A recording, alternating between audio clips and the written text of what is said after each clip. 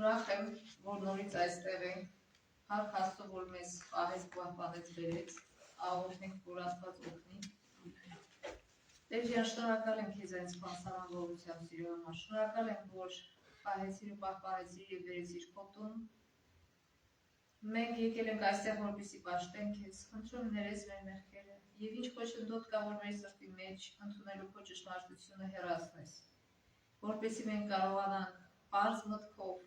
և անկեղծ սրտով ուսումնասիրել քո սուրբ խոսքը և ընդունել այն մեր սրտի մեջ և իրականացնել մեր կյանքում։ Հիսուսի անունով խնդրեցի, փառք խորհրդով Սուրբ Հոգուն, ամեն։ Ուրեմն շարունակում ենք մեր ուսումնասիրությունը, այսօրվա դասը կոչվում է Իմ այս փոքր եղբայրներից մեկին։ Հիսուսն է սա ասում։ Տեսնենք ով են Հիսուսի փոքր եղբայրները։ Հիշելու համարն է Մատթեոս 25:34։ Այդ ժամանակ թագավորը իր աջ կողմում կանանցներին կասի. եկեք իմ հորից օրհնվածներ, ժառանգեցեք աշխարհի սկզբից ձեզ համար պատրաստված թագավորությունը։ Ուրեմն երբ որ Հիսուսը գա երկրորդ անգամ, այս Մատթեոս 25 գլխում փոքր տեսքով ներկայացնում է, թե ինչպիսին կլինի դատաստանը։ Որոշներին նա ասում է դուք գնացեք ձախ կողմը, մյուսներին աջ կողմը, ձախ կողմի գնացողները պետք է կործանվեին, աջ կողմի գնացողները պետք է փրկվեին, եւ ով էին այս աջ կողմի գնացողները։ Ուրեմն ով են, ինքը ասում է, որ Մատթեոս 25:40-ում ինչ է ասում։ Ասում է իմ այս փոքր եղբայրներից մեկ։ Ուրեմն այստեղ 34 համարից հետո շարունակում է, չէ՞, ասում է ես սոված էի, դուք ինձ կերակրեցիք, ես տկլոր էի, մերկ էի, դուք ինձ հագցրեցիք, բանտում էի այցելեցիք, հիվանդ էի այցելեցիք, եւ ասում է ինչ որ եւ սրանք զարմանում են, ասում են երբ ենք մենք քեզ այդպես բաներ։ Ասում է երբ որ արել եք այս փոքրերից մեկին, իմ փոքր եղբայրներից, դուք արել եք ինձ։ Այսինքն Հիսուսը գալիս հավասարացնում է այս մարդկանց իր հետ։ Եվ ով են այս մարդիկ։ Երևում է ասածից սովածները, մեջքերը, այսինքն կարիքավոր մարդիկ։ Եվ ովքեր են դրանց մեջից հատկապես միշտ Աստվածաշունչը խոսում է օտարականների մասին եւ նաեւ որբերի եւ որբևայրիների մասին, որոնք ամենաուժած կարծես թե օտարականները ովքեր են, փախստականներ, չէ՞։ Հիմա օրինակ պատերազմա եւ շատ փախստականներ գալիս են, շատերը գալիս են պատերազմի պատճառով, շատերը սովի պատճառով, ամեն մի պատճառ կարող է լինի։ Եվ Աստված այստեղ ասում է եւ հին ժամանակ է, ասում է ոչ թե իրանց մի ընդունեք կամ ընդունեք եւ չգիտեմ ինչ ձևի վարվեք, այլ հակառակը ասում է իրանք կարիքի մեջ են, իրանց կարիքները հոգակ։ Միլիոններով Ամերիկան ընդունելա իր գոյության ընթացքում ընդունելա փախստականների, չէ։ Եվ ինչ արել, անտելա թողել են փախստականների, չէ։ Օգնելա, որ ոտի կանգնեն։ Եվ այսինքն հետևելա Աստծո ասածի։ Եվ այսօր մեր գործը շատ է, որտեղ այսօր շատ որբեր կան, շատ որբարերներ կան եւ շատ փախստականներ կան։ Երբ որ Հիսուսը իր ծառայությունը սկսելուց հետո առաջին անգամ գնաց Նազարեթ, որտեղ ինքը մեծացել էր, եւ գնաց սինագոգ, եւ իրան տվեցին Եսայայի այդ գլանակը, այն վաղ այնց գրքեր չէին, եւ ասին, որ բացի եւ կարդա, եւ ինքը բացեց որտեղ։ Եկեք կարդանք Ղուկաս 4:16-ից 19 համարները, ով որ բացի։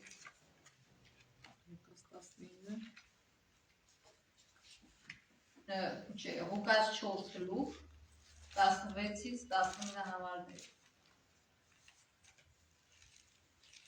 Երբ եկավ Նազարեթ, ուր ինք մեծած էր իր սովորությանը պես, շաբաթ օրը, մտավ ժողովարանը ու ելավ որ կարդա։ Տվին անոր Եսայի մարգարեին գիրքը, երբ գիրքը բացավ, գտավ այնտեղը, ուր գրված էր. Տերոջը հոգին իմ վրաս է, վասն զիս օձեց աղքատներուն, ավետարան քարոզելու, զիս խրգեց կոդրած սիրտ ունեցողները բժշկելու, քերիներուն ազատություն եւ գույերուն տեսություն քարոզելու, հարստահարություն կրողները ազատելու, Տերոջը ընդունելու տարին քարոզելու։ Այո, եւ ինքը կարդում էր 61 գլխից 1-2 համարները, որ ասում է Տեր Եհովային հոգին իմ վրա ասավ, ասացի Տերեզի սոցեց, ուզից բրկեց աղքատներուն ավետից տալու, կոտրած սիրտ ունեցողները բժշկելու, գերիներուն ազատություն եւ բանտարկյալներուն բանտին բացվիլ հրատարակելու, Տիրոջ ընդունելի տարին ու մեր Աստծոյ վրեժխնդրության օրը հրատարակելու, բոլոր սգավորները մխիթարելու։ Այսինքն Իսրայելի ղեկավարները, առաջնորդները հոգևոր, իրանք չէին ներկայացնում մարդկանց այս համարները։ Իրանք ճիշտ չէին ներկայացնում, թե ով է լինելու Մեսիան եւ ինչ անելու։ Այսինքն Աստվածաշունչ երկու մարգարեություն չէ, կա մեկը առաջին Քրիստոսի առաջին գալուստի մասին, մեկը երկրորդ։ Իրանց մոտ այս տարբերությունը չկար։ Իրանք միայն քարոզում էին Քրիստոսի երկրորդ գալուստը, մի հատ գալուստ էին քարոզում։ Եվ այդ գալուստը է, որ պիտի փառքով գա եւ իրանց ճշնամիներին ոտնապող անի եւ իրանց ազատագրի։ Այդ ձև էին հասկանում։ Բայց Հիսուսը կանեց, այս համարները կարդաց, հետո ինչ ասեց։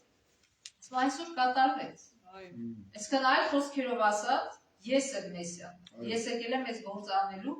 Եվ ինքը դատարկ ձեռով չէր ասում, ինքը արդեն սկսել էր իր ծառայությունը, ինքը որոշ արդեն արել էր այս իր ասած գործերից։ Հետաքրքիր է, դուր եկավ այս մարդկանց։ Ասма սկզբում կարծես թե շատ ուրախացա, որ Մեսիան եկել է։ Հետո հիշեցի, որ այս մարդը ադաղձագործ էր իրանց մոտ եւ հոր հետ աշխատում էին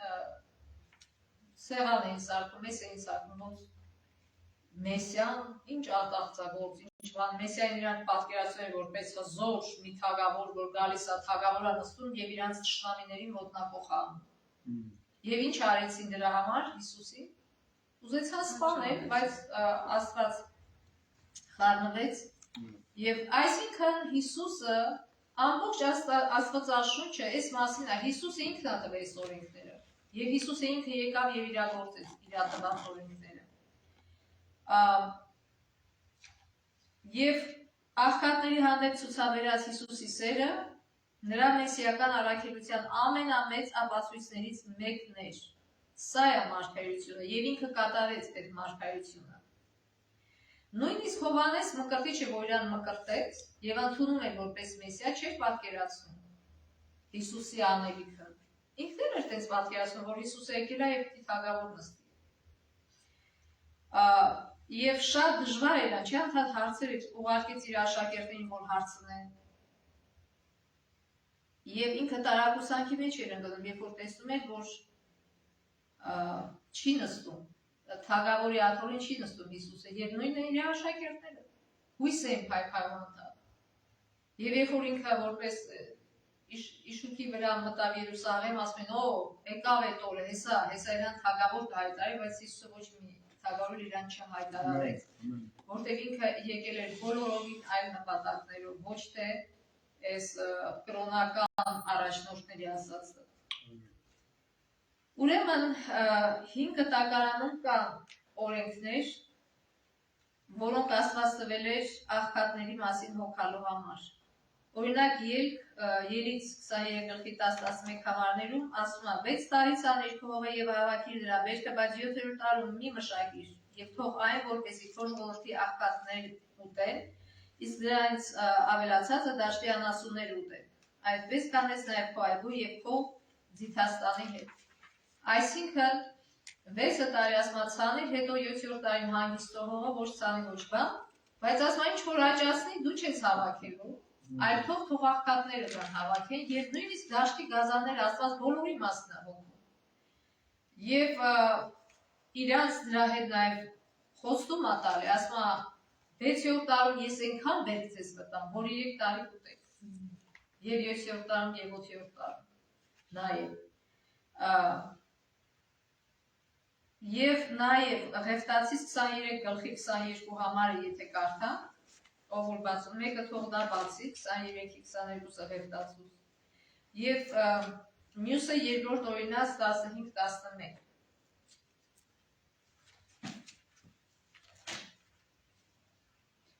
Ղևտացիս 23 գլուխ 22 համար։ Եվ ձեր երկրին հունց կհնձեք, հնձած ատենիք արտի եզերքը նման մի հնձեք, ունցքի մնացած հասկերը մի հավաքեք, զանոնք աղքատին օտարականին թողուցեք։ Ես եմ Տերը ձեր Աստվածը։ Այսինքն ոչ միայն 7-րդ տարվա բերքը տվեք աղքատներին, այլ նաև երբ որ ձեր հողը մշակում եք, այսինքն հավաքում եք արդեն բերքը, ինչ որ մնում է, մի հետ դարեք եւ եցեք, թողեք մարդիկ գան եւ օգտվեն, իրանց մասին էլ մտածեք։ Այսօր մենք հողեր չունենք, բան չունենք, բայց մենք կարող ենք մեր 90%-ից, ոչ թե 10-ից, այլ 90 մնացած տոկոսից հողը ետ պահել եւ օգնության համար ձեռք մեկնել մարդկանց։ Եվ նաև իհարկե, երբ որ թաքս ենք տալել, բնականորեն այդ միջոցով նաև էլի օգնում ենք, որովհետև այդ օգնությունը փախստականներին եւ բոլոր այն մարդկանց, ովքեր կարիքի մեջ են, պետական միջոցներից է, չէ՞ գալի, այդ թաքսերից, որ մենք տալիս ենք։ Այսինքն նորից այդ ձևով էլ մասնակցում ենք, էլի Աստծո գործը, որ մենք տալիս ենք թաքս։ Եվ 15 գլխի երկրորդ օրինաց 15 գլխի 11 համարը ասում է, որովհետև երկրի մեջին աղքատ պակաս պիտի չլա, անոր համար քեզի կպատվիրեմ ու կսեմ քու երկրիդ մեջ եղած աղքատ ու չկա, որ երբ որը ձեռքդ բացը լա։ Այսինքն մի կարծեք, թե հավասարություն կլինի, չի լինի, քանի կա ողբերգություն մեղ, կլինի նաև սա, մարդիկ անկախ իրանցից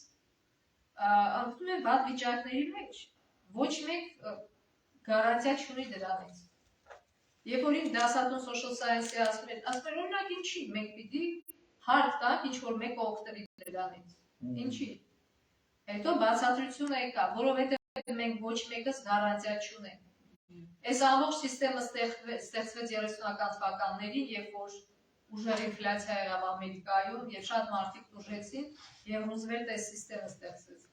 welfare սիստեմը, որպեսզի պետք եղած վաղ եւ պետք եղած մարդկանց օգնություն հասնի։ Ուրեմն, որովհետեւ նույնիսկ Ամերիկայի պես օրհնված երկրում միևնույն է կան կարիքավորներ։ Եվ նույն ձևի Իսրայելը, երբ որ հետևում էր Աստծո օրենքի, օրհնված էր, մարդիկ օրհնված էին, բայց միևնույն է ասում ունենակ աղքատներ, որտեղ մենք ապրում ենք մեղքի աշխարհում եւ ինչ ասես լինում ամեն հետ։ Ի պատերազմի մարդ կարող է երեխաները բեռնի եւ իրանք որ մնան ոչ մեկ չկարողանա այնց բայ կնոջը եւ այլն։ Մենք նոր ասցին պատճառները։ Ուրեմն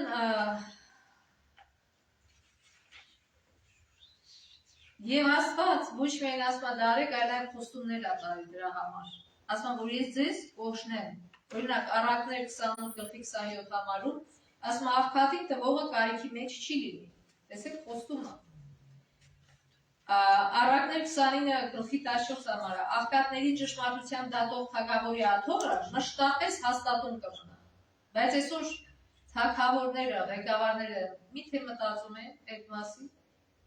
Եթե սիստեմը կա, այո, բայց եթե չկա այս սիստեմը ստեղծված, շատ ահավոր վիճակ է, մարդիկ նույնիսկ փող չունեն գնալու բժշկի։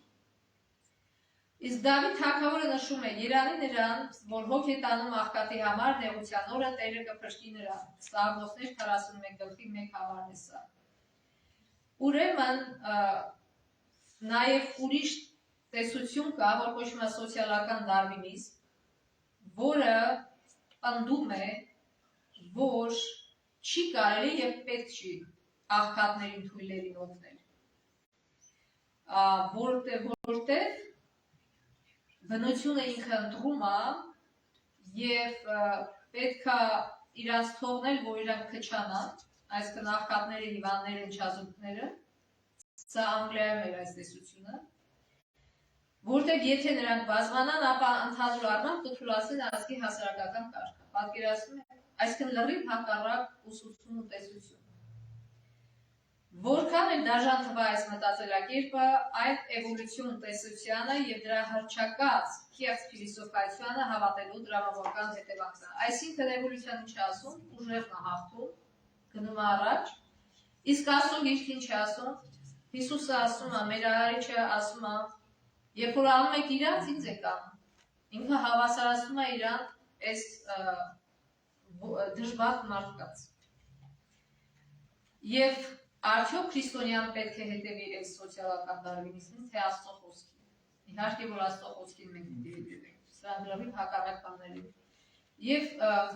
Մատթեոս 19 գլխի 16-ից 22 համարներում պատմում է մի երիտասարդ հարուստ մարդու մասին, որը մոտենում է Հիսուսին, այսինքն իր հոգուն դատարկություն է զգում, եւ մոտենում է Հիսուսին եւ ասում է, ինչ անեմ, որ փրկվեմ։ Ուզում է փրկվի։ Հիսուսը ինչ է ասում իրան, ասում է, պատվիրանները պահի։ Ասում է, այդ ես փոքրուց պահել եմ։ Էլ ինչ պիտի անեմ։ Ասում է, ուրեմն գնա բոլոր ունեցվածքը ծախի, տուր աղքատների եւ հարստություն կունենաս երկնքում։ Եվ արի իմ հետևից։ Թող այդ ամեն ինչ արի իմ հետևից։ Այսինքն ինչ է, որ ինքը առաջարկեց իր աշակերտներին, ինքը ասում է, դու կարաս առավելություն ունենաս իմ աշակերտը դառնաս։ Եթե իրոք ուզում ես փրկվես, ինքը այդ մարդը ասել։ Եվ այս մարդը ուրախացավ այս խոսքի վրա, չէ՞։ Ստախլեց, որտեղ ասում է շատ հարստություն ունի։ Այսինքն իր սիրտը կապված էր, այդ հարստությունը իրան կուռք էր դարել։ Հիսուսը ասեց, եթե ուզում ես փրկվես, պիտի հրաժարվես, որտեղ քո մեջ առաջին տեղն է գրավել։ Ինքը ամեն մեկին Հիսուս ասում էր ամբողջ ունեցվածքը տուր աղքատներին, չէ՞։ Բայց այս մարդուն ասեց, դու այնքան վատ վիճակում ա հիմա քո հոգևոր վիճակը, որ ավելի լավ դու թող տուր այդ ամեն ինչը, որ դու փրկվես։ Աստված ավելի լավ գիտեց։ Եվ ինչ ողբերգական ընտրություն կատարեց այս մարդը։ Ինքը ընտրեց ժամանակավորը, որը մի օր հոծա ցնդելու, այսինքն ամբողջ այդ նյութական ունեցվածքը, եթե մենք չօգտագործենք եւ գանձ չհավաքենք երկնքում, դատաստանի ժամանակ մեր դեմ է վկայելու, որ մենք այդ ամեն ինչը պահել ենք, չենք օգտագործել եւ չենք թողել որ ուրիշներն էլ օգտագործեն։ Եվ նաեւ այստեղ ուրիշ օրինակ կա, Զաքեոսի օրինակը, ուրեմն Զաքեոսն էլ էր հարուստ, շատ նմանություն կար այս երիտասարդի հետ։ Զաքեոսը ինքը հարթ հավաքող էր եւ ատված էր Իսրայելի հասարակության բոլոր խավերի կողմից, իրենց ատում էին։ Ինչի, որովհետեւ բացի դրանից, որ իրան ծառայում էին ատելի Հռոմին, իրանք չէին ուզում ստրուկ լիներ, ստրուկ էին մտածում որ Հռոմին,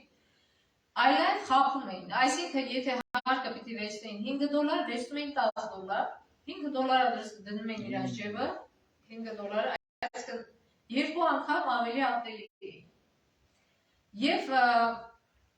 այս մարդը կարծես թե հարուստ էր եւ պիտի բավարարված էր, բայց այս երիտասարդ հարուստի պես իր սրտում էր մի հատ դատարկություն կար։ Ինքը այնքան էր այդ դատարկությունը, ընդհանրապես հարուստները ծանր են, չէ՞ պարոն, բայց այս մարդը երբ որ լսեց Երիքովից էր ինքը, եւ Երիքովը կենտրոն էր տարբեր գործարքներ կատարելու, եւ լսեց, որ Հիսուսը եկել է, եւ ուզեցավ գնալ ստենալ, խոսալ Հիսուսի հետ, բայց Հիսուսը միշտ շրջապատված էր ժողովրդով, ինքն շատ ցածրահասակ էր, չէր կարողանում տեսնել նույնիսկ Հիսուսին։ Եվ ինքը իր պատիվը ամեն ինչը թողեց, գնաց բարձրացավ ծառի վրա, որպեսզի Հիսուսին տեսնի։ Այսինքն այնքան էր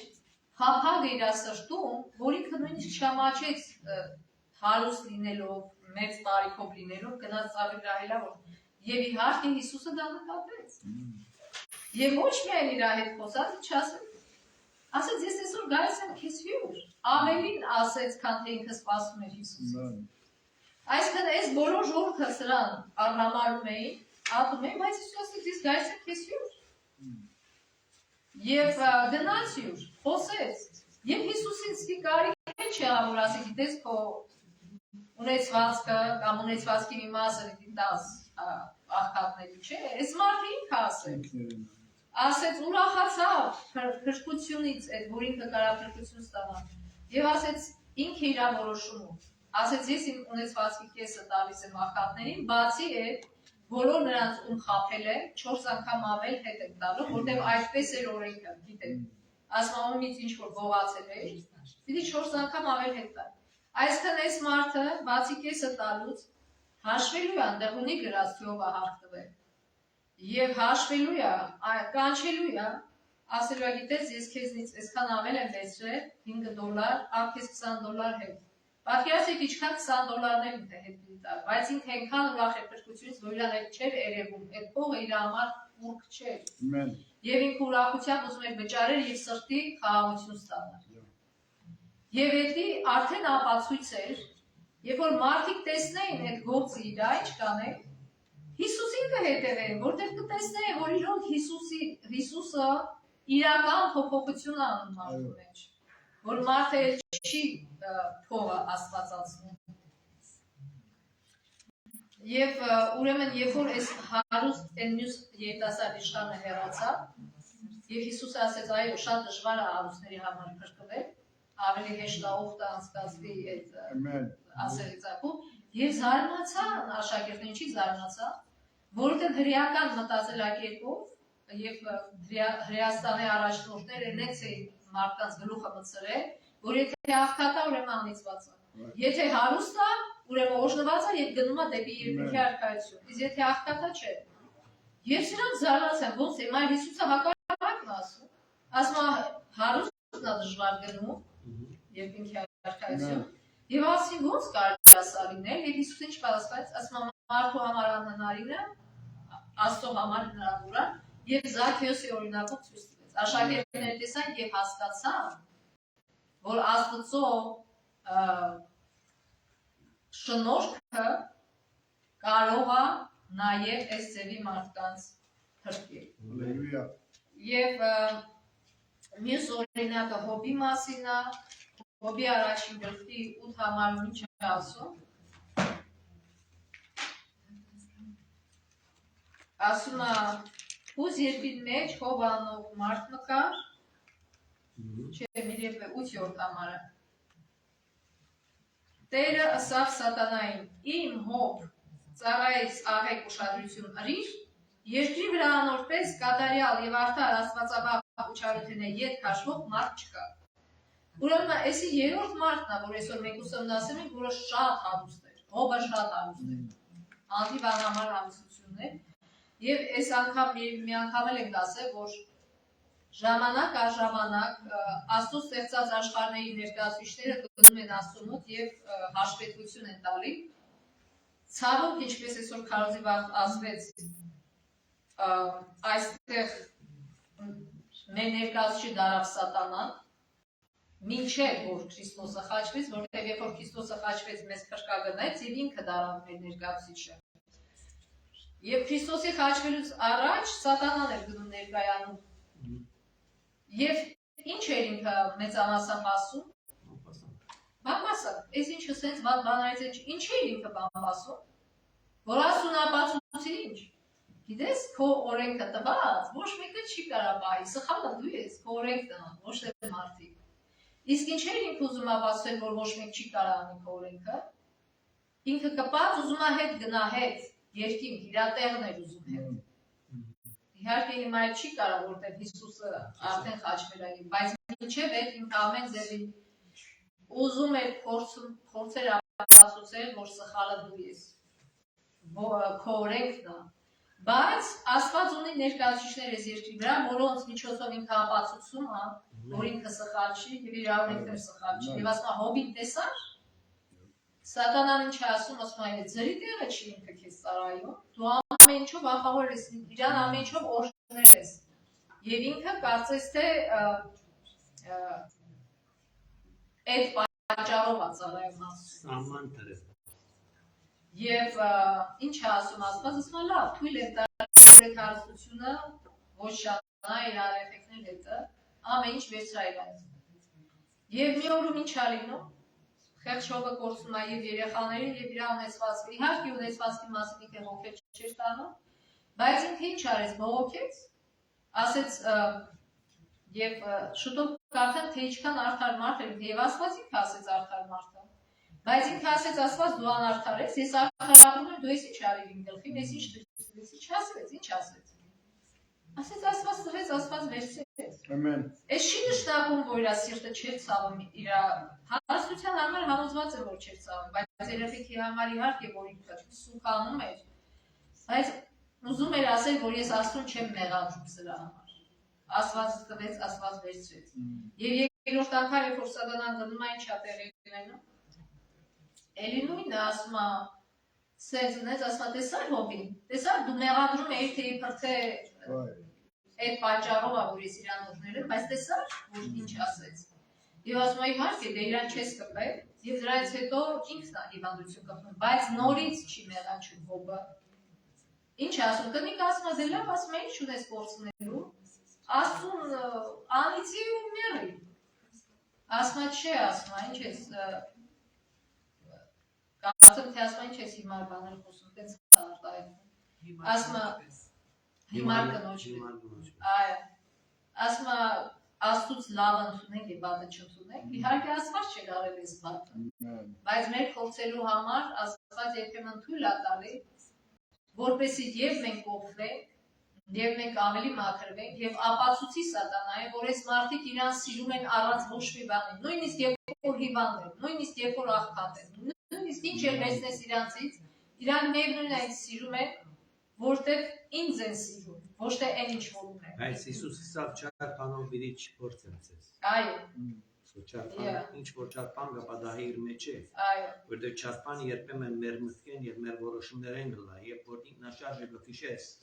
Եվ բրեկը չի բռներ, քանի որ հոգես տարած կերտաս ուրիշին խփես, անիկա ամնի որ Աստվածի դասպես էր։ Սա։ Այո։ Եվ այո, տարբեր տիպի փորձներ կա, մեկը որ մենք եք այդ փորձյան մեջ գնում։ Քանի որ Աստված չէ տված Եթե ես գնում բարում նստում եմ ահավոր վիճակի մեջ, Աստված չի ասել գնա բարում խմի։ Բայց Հոբի բանը պատճառը տարբեր էր եւ ամբողջ դիեզերքի առաջ Աստծո եւ Հոբի անունը փառավոր, այսինքն Աստծո անունը փառավորվեց Հոբի միջոցով։ Yes։ Ապացուցվեց, որ հնարավոր Աստծո ռեքը պահի։ Աստծո շնորհքով իհարկե։ Եվ Հոբին ինչպես է նկարագրում Հոբ 29 գլխի 12-ից 16 համարները։ Հոբը ասում է, աչ կողմից լակոտներ կելեն, անո մի րոպե, սխալ կարդացի 29 գլխի 12-ից 16 համար։ Վասնզի ես աղաղակող աղքատը եւ որքն օգնություն չունեցողը կազատեի։ Կորցվելու վրա Եհովին օրհնությունը վրաս կքաշ։ Ով որբևարի սիրտը կուրախացնեի, արդարություն կհագնեի, անիկա էր իմ հանդերձս։ Ու ուղղամտությունը պատմուճանի ու խույրի պես էր, խույրին աչքեր էի, ու կաղին ոտքեր, աղքատին հայր էի, կպաշտպանեի իրավունք անոր, որ չի ճանչնար։ Անիրավին ժանիքը կկոտրեի ու անոր ակրաներեն որսը կխլեի։ Եվ մտածում էի ու կսեի, գույնից մեջ պիտի մեռնեին եւ օրերս ավազի պես պիտի շացնեն, այսքան օրհնություններ կստանան։ Եվ ինչի էր ինքը էսի ասում, որովհետև ընկերները եկել են եւ ասում են երևի դու մի մեղք ունես, որ ընկել ես այսօր, բայց ինքը նկարագրում է, որ ինքը ինչ ձև է ապրել։ Այսինքն շատ լավ օրինակ է մեզ համար։ Այսինքն աղքատին կարիքավոր մենք կարող ենք օգնել ոչ միայն ուտելիքով կամ փողով, ոչ միայն ֆիզիկապես, այլ նաեւ հոգեպես, ինչպես։ Այսօր աղքատին կարիքավորին շատերը ինչ են անում։ Ստորացնում են։ Եվ այն ժամանակ, եւ հիմա ստորացնում են։ Աղքատ երեխեն գնա դասարան, ստորացնում են այդ երեխուն, ինչա որ մյուսները, ինչա որ այս երեխեն կարիքավոր է։ Եվ արդեն կախված է թե համադասարանցիները ինչ ձևով են դաստիարակված, արդյոք կպաշտպանեն, թե իրանք էլ կմիանան սրանց ու կսեն ստորացնեն։ Եվ ինչ է ասում ստեղ, Հոբը պաշտպանում է իրանց։ Մենք այսինքն ոչ միայն պիտի ֆիզիկա, այլ նաև հոգեպես պիտի պաշտպանենք եւ չթողենք, որ իրանց նեղացնեն։ Եվ հետաքրքիր է, որ ասում եմ, ես քույրին աչքի, այսինքն ամեն ձևի վատ վիճակում գտնվողի մարդու ինքը օգնում էր։ Եվ ինքը չէր սպասում, որ աղքատը գա իր մոտ, ինքն էր փնտրում եւ գտնում եւ օգնում։ Եվ վկայություններ եկեղեցու համար հատոր 5 H151-ում գրված է. Մի սպասեք, որ նրանք, այսքան աղքատները, ձեր ուշադրությունը հրավիրեն իրենց կարիքների վրա։ Գործեք այնպես, ինչպես Հոբն էր գործում։ Նա որոնում էր դեպքեր, որոնց մասին չգիտեր։ Զննողական շրջայց կատարեք եւ տեղեկացեք, թե ինչի կարիք կա եւ ինչպես հնարավոր է հոգալ այդ կարիքները։ Այսինքն մարդկանցով հետաքրքրվեք ոչ թե նրանց քննադատելու, բամբասելու նրանց մասին, այլ որպեսզի իմանաք իրանք ինչ կարիք ունեն օգնելու եւ Հոբի պես մեր ունեցվածքը ոչ թե այստեղի համար պահենք ու փայփայենք, հետո էլ վերջը չղջիկներին թե որ գցենք, որ գնանք պահվենք, որ ասենք Հիսուսի բարձությունից փախնենք։ Այլ ինչ անենք, երկնքի արքայությունում հավաքենք։ Հենց այդ է երկնքի արքայությունում հավաքելը։ Երբ որ տալիս ես նրանց, ովքեր կարիք ունեն, որտեղ երբևէ ժամանակ չի եղել եւ չի լինելու, որ կարիքավոր մարդ չլինի, որտեղ էլի ասենք, որ միշտ էլ պատահական մարդկանց հետ պատահական։ Կարող է մարդ աշխատողը հանկարծ ընկա մի բան եղավ, ոտը կոտրվեց, այս ինչ եղավ, ոտը կտրեցին։ Դարձավ իր վալի, ոնց աշխատես մարդը։ Եվ դրա համար այստեղ արդեն Աստծո պատվերն է, որ մենք օգնենք, եւ ինչ է ասում, նույնիսկ ասում են չօգնող ինչ է, ասում անիծված արդ։ Ասում են, եթե դու աղքատի աղակը չես լսում, անիծվում ես իմ կողմից։ Եվ վերջում կարդանք երկու դրվագներ։ Եվ երբ որ մարդու որդին իր փառքով կգա եւ բոլոր սուրբ հրեշտակները նրա հետ, այն ժամանակ կնստի իր փառածաթորին եւ բոլոր ազգերը կհավաքվեն նրա առջև եւ նա կբաժանի նրանց իրարից։ Քրիստոսը Ձիթենյան սարում նկարագրեց իր աշակերտներին դատաստանի մեծ օրվա տեսարանը։ Նա ասաց նաեւ, որ դրա վճիռը կայացնելու է միակ չափանիշի հիման վրա։ Երբ ազգերը հավաքվեն նրա առջև, նրանք կբաժանվեն երկու խմբի եւ նրանց հավիտենական ճակատագիրը կորոշվի նրանով, թե ինչ են նրանք արել կամ հրաժարվել են անել նրա համար, հանձինս աղքատների եւ տառապյալների։ Այսինքն ասված չի հարցնի, օ ապրես, այս ինչ լավ մեծ տուն ես ունեցել, այո, բայց կասի, եթե այդ տան մեջ ընդունել ես նրան որ անտուն էր, այդ մարդը գովի հա, բայց երբ որ դու ուղղակի քո անունը փառավորելու համար ես դա արել, նո, Աստծուց մենք գովասան կստանանք միայն, եթե մեր ունեցվածքը օգտագործենք ուրիշին օրհնելու համար։ Եվ դարերի Հաբագում 6:630 ասում է, երբ բացում եք ձեր դուռը Քրիստոսի կարիքավոր ու տանջված եղբայրների առջև, դուք հյուրընկալում եք անտեսանելի հրեշտակներին։ Դուք հաղորդակցության մեջ եք մտնում երկնային էակների հետ։ Նրանք ուրախության եւ խաղաղության սուրբ մթնոլորտ են բերում իրենց հետ։ Նրանք գալիս են փառաբանություն իրենց շուրթերին եւ ի պատասխան երկնքում սքանչելի մեղեդի են հնչում։ Ամեն մի բարեգործության այնտեղ արձագանքում են երաժշտության։ Երկնավոր Հայր իր ամենաթանկարժեք մարգարեների շարքն է դասում անշահախնդիր աշխատավորներին։ Աստված թող մեզ օրհնի, որ մեր գործերը գեղեցիկ երաժշտություն առաջացնեն երկնքում, ուրախություն բերեն, այլ ոչ թե տխրություն։ Ամեն։